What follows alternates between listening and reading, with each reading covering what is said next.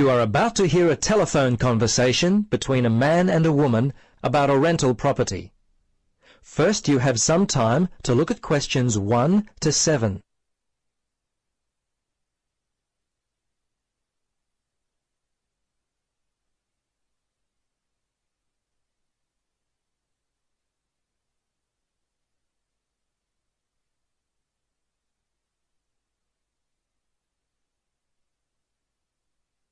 Now, listen carefully and answer questions 1 to 7. Central Realty, Jill speaking. How can I help you? Yes, hello, Jill. I've got a problem, a complaint I wish to register. Who should I speak to? You'll want to speak to Tracy, the residential manager.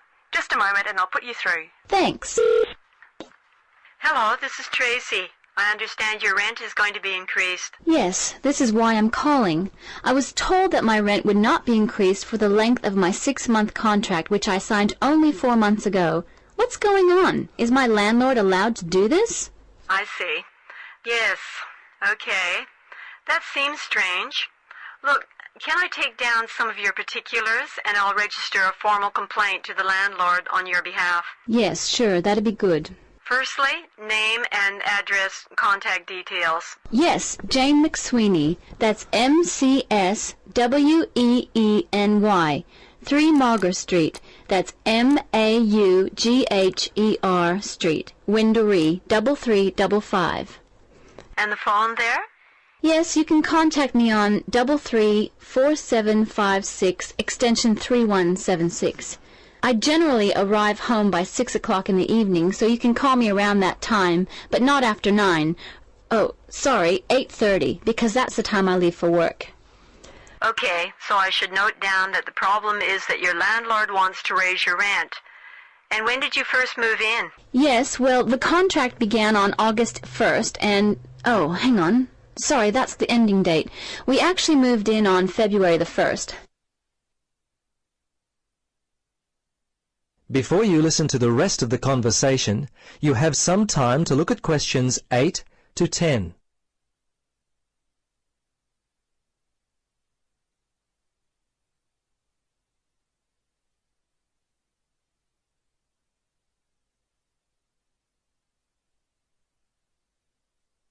Now, listen carefully and answer questions 8 to 10.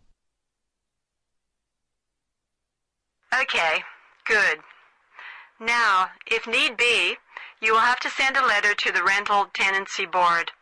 But as I said, first let us approach your landlord on your behalf and see if we can work out the problem before it gets to that situation.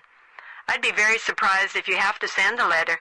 95% of these kinds of problems get solved early on. Okay. Now, if you have any problems you need to discuss, feel free to come in and talk with the general manager. In the meantime, if you would just wait until we receive an answer from your landlord, we'll be able to then plan our next step. Is there anything else I could be doing? Well, you could write a letter to the RTB listing all the events as they happened from your point of view. But as I say, hold on to it. Don't send it unless we have to. Well, that's about it for now. Thanks for your call. I'm sure we can sort this out. Thanks very much for your help. I hope we can sort it out too. Bye for now. Yes, bye. That is the end of part 1. You now have half a minute to check your answers.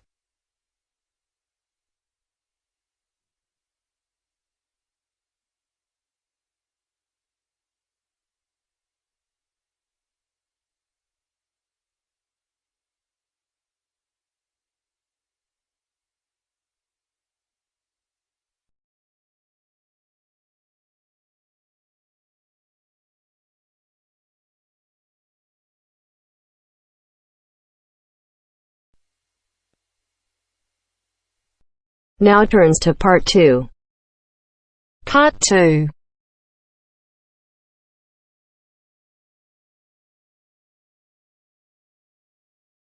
You will hear a speech given to new employees at a museum. You have 30 seconds to look at questions 11 to 13.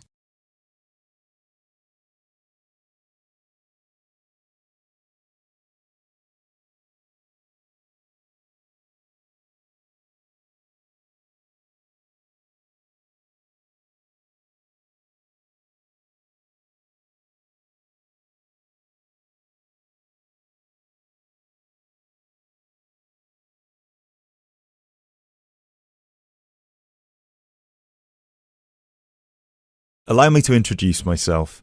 My name is Peter Myers, and on behalf of everybody here at Stevensbridge Dungeons, I would like to welcome you all to our entertainment team. This year, the hiring process was especially competitive, and it might interest you all to know that for every position there were almost 30 applicants, so you really are the best of the best. In a moment, I will take you on a tour of the museum so you can get an idea of what the space is like, but first of all, I would like to show you around the staff room. Our staff room is located at the back of the building over here. You will notice that there are two entrances to the staff room. One leads to the room we're in now, which is the main and oldest dungeon here at Stevensbridge, which we have turned into the museum. This is where you will greet the new visitors, and also where the tour throughout the dungeons will begin. I should mention now that we only ever send visitors through as part of a group, so even on the busy days you will still get roughly 10 minutes of free time between each group. Make sure you use that time wisely, because you'll need to get straight back into character as soon as it's over. Now look at questions 14 to 20.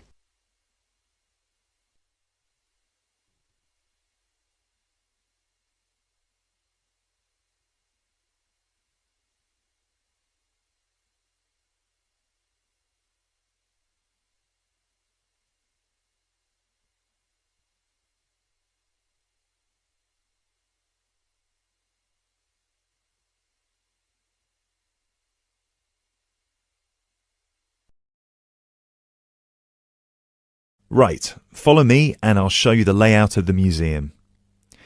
From the museum, we can pass through this door near the interactive display into the staff room. From here you can see the steps at the far side in the opposite corner that lead outside into Berwick Street. When you arrive for a shift, it will be much easier for you all to come in the Berwick Street entrance directly down the steps to the staff room. If you come in through the main visitor entrance, it will take you longer to get past security. As you can all see, there are lockers on your right-hand side. They should be big enough for you to put your bags and coats in. You'll get given keys later that work with any of the lockers in here. Over on the other side, past the lockers, is our most exciting area. This is where our wardrobe and makeup will take place. Every shift, you will be transformed from normal people into grotesque medieval prisoners. If you're lucky, you get to be the jailer, but even they rarely bathed in those days. Of course, some of you might consider yourselves method actors, but please do try to shower before your shift. We don't want to give visitors an experience that's too authentic. Now, we do have a staff shower here if you really need it. It is located next to the staff toilets, which are unisex. I hope nobody has too much of a problem with that. Unfortunately, dungeons were not really designed with comfort in mind. You can find the bathroom at the other end of the room from the makeup area. There is also another toilet for the public, concealed just to the right of the door into this room. Let's move back into the museum. We have three main sections down here. The first one you pass into when you leave the staff room is the museum. This is where all the useful information can be found, such as dates, number of prisoners, and the kinds of torture that were used. I know it's a lot of information to take in on your first day, but try to learn as much of it as you can. Even though you'll mostly be in character, visitors might want to ask you some questions, and it would be great if you could tell them more about the dungeons. I think it would be more interesting if visitors could learn directly from you rather than having to read about it. As you can see, on the left we have an interactive display for children, and on the right we have a photo booth. This was the original dungeon, first built in 1435. Now, let's pass through into the main dungeon that was added during the Tudor period in around 1570. You might be able to feel that the air is a lot damper and cooler here. That is because we are now beneath the River Stevens. This is primarily the room in which most of you will be working. This is where many high-profile religious figures were held, sometimes for years on end. Depending on the roles you will be playing, you can either be chained up, free to roam, or, if you're a jailer, wandering between prisoners to keep an eye on them.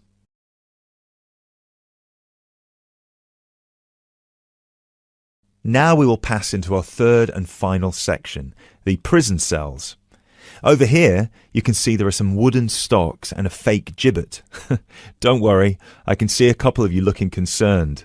You don't need to reenact any of the torture scenes for visitors. One person each shift will play the jailer in here, where you will give a speech to the group about some of the more notable prisoners to stay here in the past. This is usually the end of the tour, but some visitors will certainly want to ask you more questions at this point, so please try your best to make yourselves available. Help them by answering any questions they have. Also, feel free to guide the visitors through the museum if you see that they're going the wrong way. This concludes our introduction to your new workplace. If you'll please follow me, I will get you all issued with your keys and some information about the dungeons that you can take home with you to study. I will also introduce you to your shift supervisor, Alice Stiles, and you can ask her any questions you may have about your roles.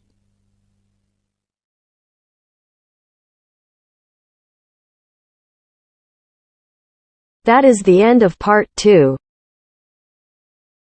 You now have half a minute to check your answers.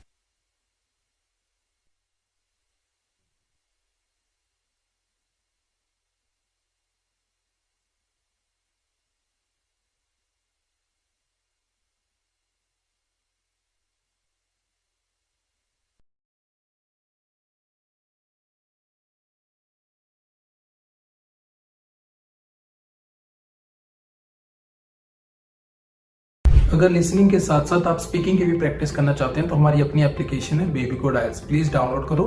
App store और play store दोनों पे available है और link description में भी हमने डाल दिया है। यहाँ पे आप एआई टीचर को जितने चाहें उतनी बार स्पीकिंग टेस्ट दे सकते हो, जब चाहें तब, कोई रिस्ट्रिक्शन नहीं है। और अगर आप चाहते हो कि टीचर आपको आपके बैंड स्कोर बताए, आपकी मिस्टेक बताए और कैसे आप 5 बैंड से 7 बैंड इंप्रूव कर सकते हो, तो प्लीज यूज करो मेरा promo code IELTS50। Do not forget my promo code is IELTS50.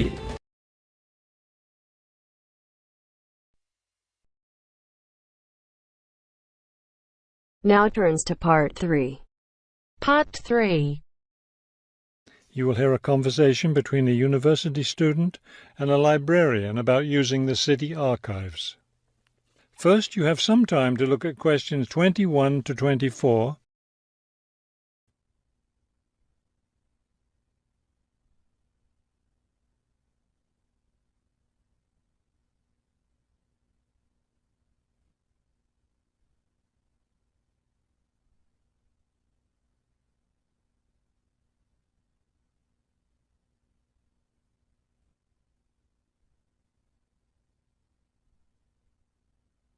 As you listen to the first part of the conversation, answer questions 21 to 24.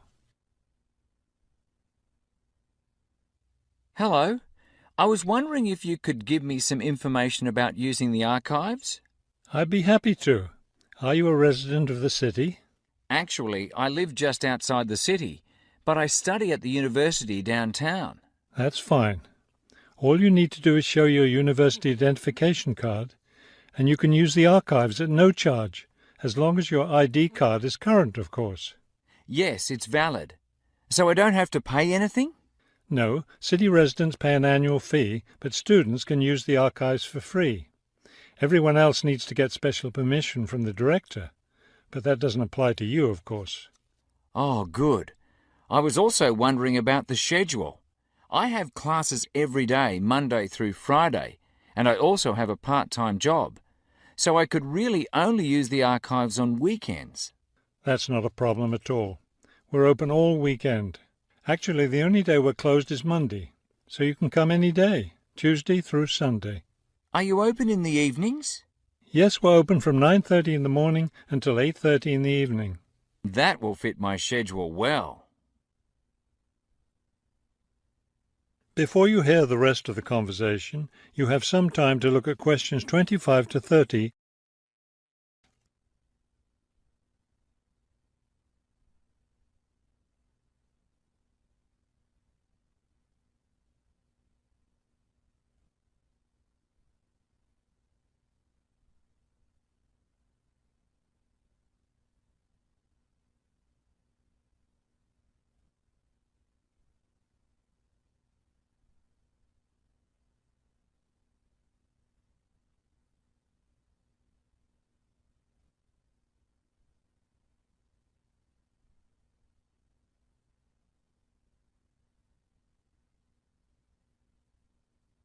Now listen and answer questions 25 to 30.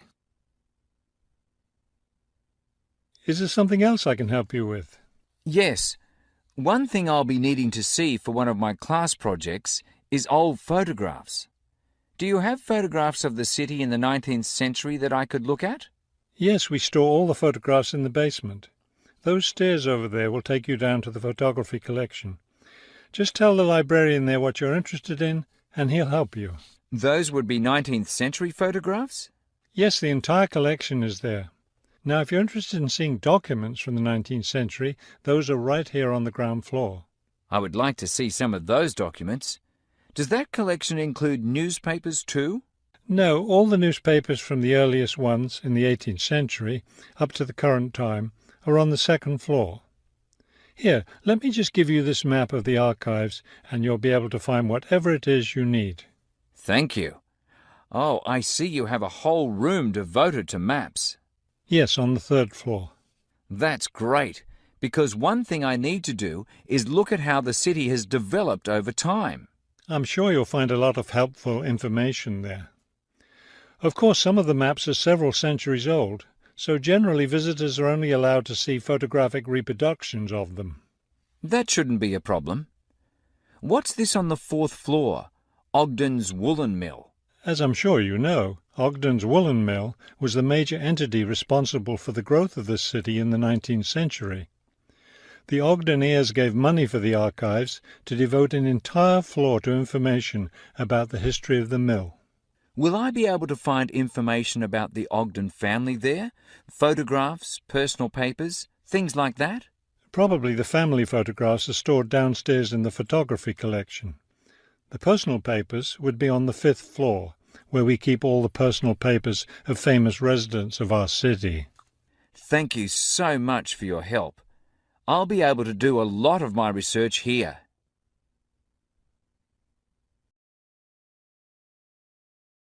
That is the end of part 3. You now have half a minute to check your answers.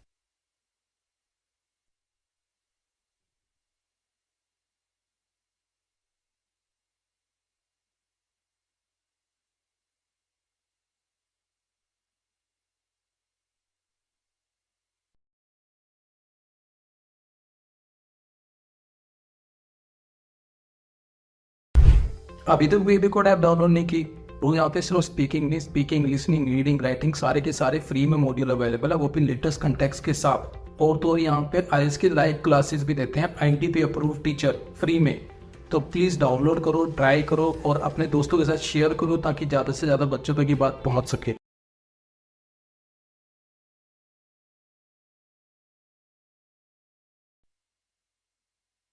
Now turns to part 4. Part 4. You will hear a man talking on the radio about dogs which help people with their work. First, you have some time to look at questions 31 to 40.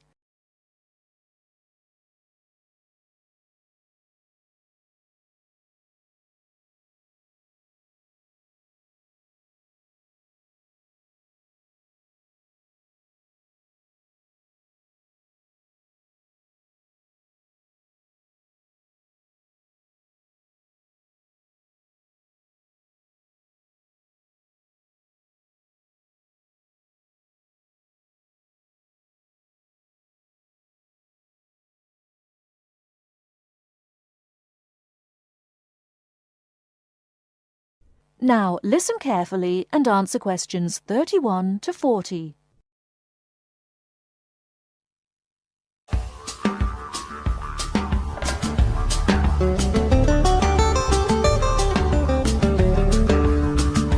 Welcome to this week's edition of Countrywide.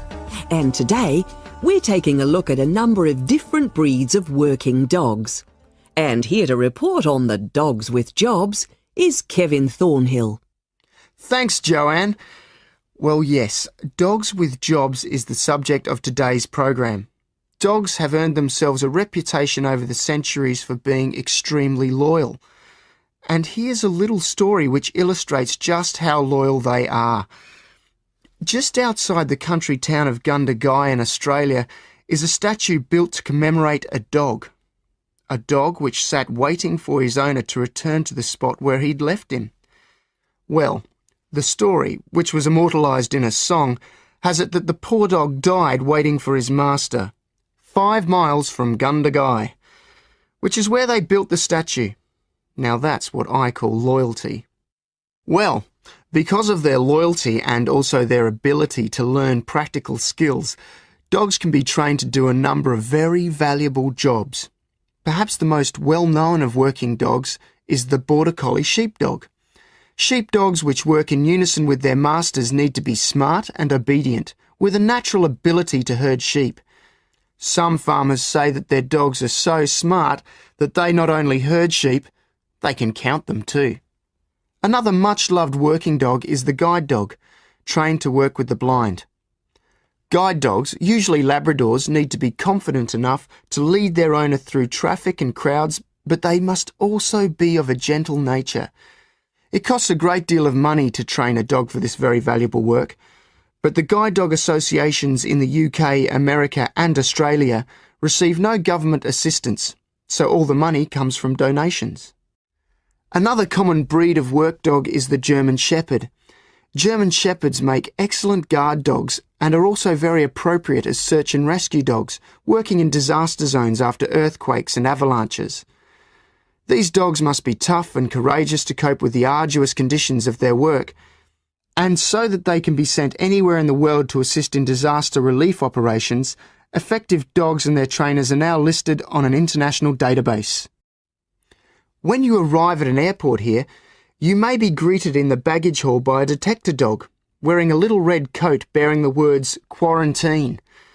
These dogs are trained to sniff out fresh fruit as well as meat and even live animals hidden in people's bags. In order to be effective, a good detector dog must have an enormous food drive. In other words, they must really love their food. At Sydney Airport, where there are 10 detector dogs working full-time, they stop about 80 people a month trying to bring illegal goods into the country. And according to their trainers, they very rarely get it wrong. Another famous working dog is the husky. Huskies, which originally came from Siberia, have been used for decades as a means of transport on snow, particularly in Antarctica where they have played an important role. Huskies are well adapted to harsh conditions and they enjoy working in a team. But the huskies have all left Antarctica now because the international treaty prohibits their use in the territory as they are not native animals. Many people were sad to see the dogs leave Antarctica, as they had been vital to the early expeditions and earned their place in history along with the explorers. That is the end of part 4. You now have half a minute to check your answers. अभी तक baby code download नहीं की? यहाँ पे लाखों बच्चे free में आइल्स clear कर रहे हैं with the help of baby code aisles. तो link in the description, try करो. Do not forget my promo code IELTS50. Okay.